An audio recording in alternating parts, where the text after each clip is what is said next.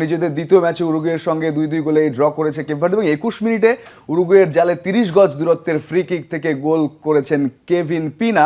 আর সেটাই বিশ্বকাপের ইতিহাসে কেপ ভার্দের প্রথম গোল।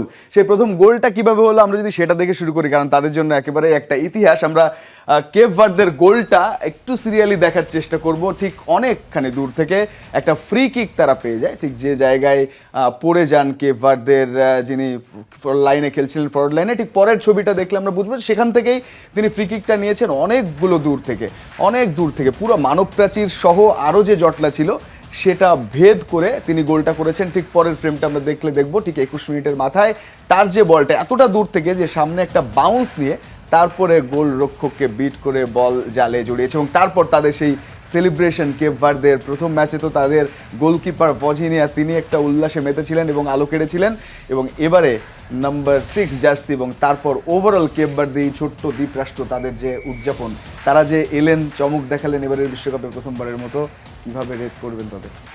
না, বর্তমানে ওয়ার্ল্ড কাপে যতগুলো আমরা ম্যাচ দেখেছি বা যতগুলো টিম দেখেছি, কেপ ভার্দে কিন্তু আলো ছড়িয়েছে অনেক বেশি।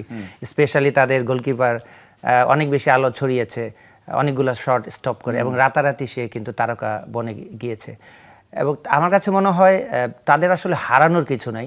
সো এইটাই তাদের বড় শক্তি, এবং অ্যাজ এ টিম তারা অনেক বেশি কমিটেড মাঠের মধ্যে। আপনি যদি ম্যাচটা দেখেন, ডিফেন্স বলেন বা অ্যাটাকিং বলেন, সব জায়গায় কিন্তু তারা তাদের যে উইল ফোর্সটা আছে তারা সর্বোচ্চ চেষ্টা করেছে সেই উইল ফোর্সটা ইউজ করার জন্য, এবং প্রতিপক্ষকে খুব সহজে কিন্তু তারা খেলতে দেয়নি।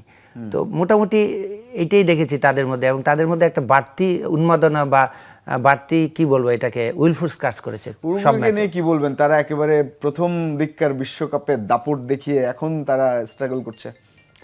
না, উরুগুয়ে ডেফিনেটলি ভালো খেলেছে, কিন্তু লাইক এইখানে গোলের খেলা যে অনেকগুলো চান্স তারা ক্রিয়েট করেছে, বাট সেই চান্সগুলো তারা এভিল করতে পারেনি, যার কারণে সেটা 2-2 গোলে ড্র হয়েছে।